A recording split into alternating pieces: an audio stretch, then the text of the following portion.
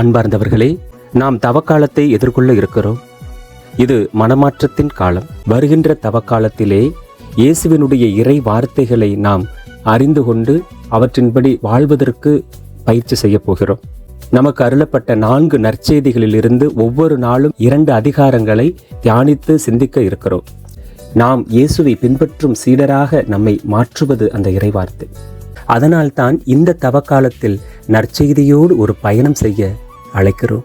நீங்கள் செய்ய வேண்டியது என்ன? மத்தேயு நற்செய்தி முதல் யோவான் நற்செய்தி வரை ஒவ்வொரு நாளும் 2 அதிகாரங்கள் அதிகாலை 4 மணிக்கு பக்திநெறி வழிகாட்டி என்ற யூடியூப் தளத்தில் பதிவேற்றம் செய்யப்படும். காலை எழுந்தவுடன் கடவுளுக்காக இந்த தவக்காலத்திலே நேரம் ஒதுக்கி ஒரு தவ முயற்சியாக 15 நிமிடம் அல்லது அதற்குள்ளாக வரக்கூடிய இந்த விவிலிய பகுதியை தாங்கள் கேட்டு விவிலியத்தை எடுத்து வைத்துக்கொண்டு இந்த வீடியோ பதிவோடு சேர்ந்து படிக்கலாம், சிந்திக்கலாம். மேலும் உங்களுக்கு தெரிந்த நபர்களுக்கும் நீங்கள் இந்த வீடியோவினை அனுப்பி அவர்களையும் இதில் சேர்ந்து பயணிக்க நீங்கள் செய்ய வேண்டும். ஒவ்வொரு நாளும் இந்த வீடியோ துவங்கும் முன் தூய ஆவியானவரிடமும் அன்னை மரியாளிடம் இறை வேண்டுதல் செய்யப்படும்.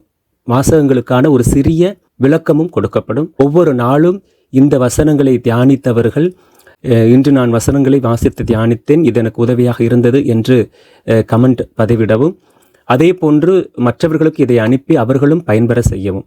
நன்றி.